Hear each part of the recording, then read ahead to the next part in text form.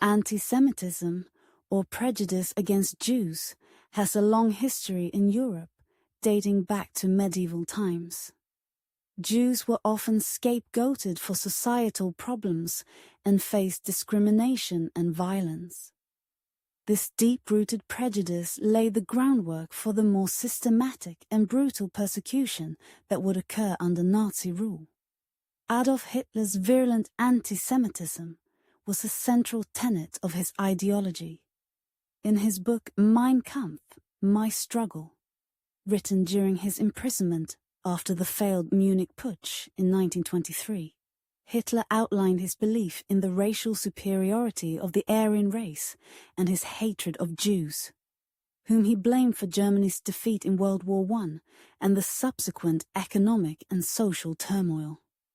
When Hitler and the Nazi Party came to power in Germany in 1933, they immediately began to implement anti-Semitic policies. Joseph Goebbels, the Minister of Propaganda, used media to spread anti-Jewish rhetoric, portraying Jews as a threat to German society. In 1935, the Nuremberg Laws were enacted, stripping Jews of their citizenship and forbidding marriage and sexual relations between Jews and non-Jews. These laws legally codified racial discrimination and isolated Jews from the rest of German society. On November 10, 1938, Kristallnacht occurred, a coordinated attack on Jewish homes, businesses and synagogues across Germany and Austria.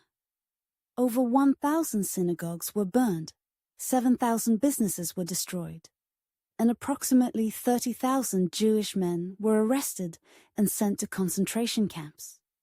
Kristallnacht marked a significant escalation in Nazi persecution and a shift towards more violent measures. With the outbreak of World War II in 1939, Nazi persecution of Jews intensified. Jews in occupied territories were forced into ghettos, overcrowded and unsanitary urban areas where they were segregated from the rest of the population.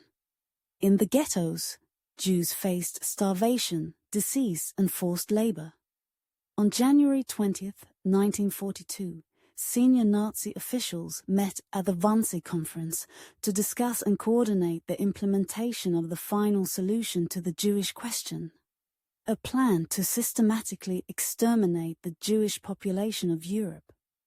The Nazis established a network of concentration and extermination camps across occupied Europe. Jews from ghettos and other parts of Europe were deported to these camps in cattle cars, often under the guise of resettlement. The most notorious of these camps included Auschwitz-Birkenau, Treblinka, Sobibor, and Belzec. Upon arrival at extermination camps, many Jews were immediately sent to gas chambers and killed. Those who were not immediately killed were subjected to forced labor, medical experiments, starvation, and brutal living conditions. The aim was to work them to death or use them for inhumane medical experiments. Despite the overwhelming odds, there were acts of resistance. In the Warsaw Ghetto Uprising of 1943, Jewish fighters held off the Nazis for nearly a month. There were also revolts in several extermination camps, including Sobibor and Treblinka, where prisoners attempted to escape. Many non-Jews, known as the righteous among the nations, risked their lives to save Jews. These individuals provided hiding places, false papers, and other assistance. Notable examples include Oskar Schindler, who saved over 1,000 Jews by employing them in his factories, and Raoul Wallenberg, a Swedish diplomat who issued protective passports and sheltered Jews in Budapest. As Allied forces advanced into Nazi-occupied Europe, they began liberating concentration and extermination camps in 1944-1945. The horrific conditions and the scale of the atrocities shocked the world. Survivors were often emaciated and suffering from disease and trauma. The Holocaust resulted in the murder of 6 million Jews, 2/3 of Europe's Jewish population, along with millions of other victims, including Romani people, disabled individuals, political prisoners, and others. The full extent of the genocide was revealed during the Nuremberg trials, where key Nazi leaders were prosecuted for war crimes and crimes against humanity. The Holocaust remains a central focus of historical study and remembrance. Museums, memorials, and education programs around the world aim to honor the victims and ensure that such atrocities are never repeated.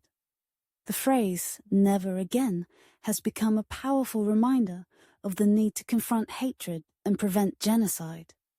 Hitler's persecution of the Jews during World War II was an unprecedented atrocity, characterized by systematic state-sponsored genocide. The Holocaust stands as a stark reminder of the consequences of unchecked hatred, bigotry, and authoritarianism. Remembering and educating about the Holocaust is essential to preserving the memory of the victims, honoring the resilience of the survivors, and reinforcing the commitment to preventing such horrors in the future.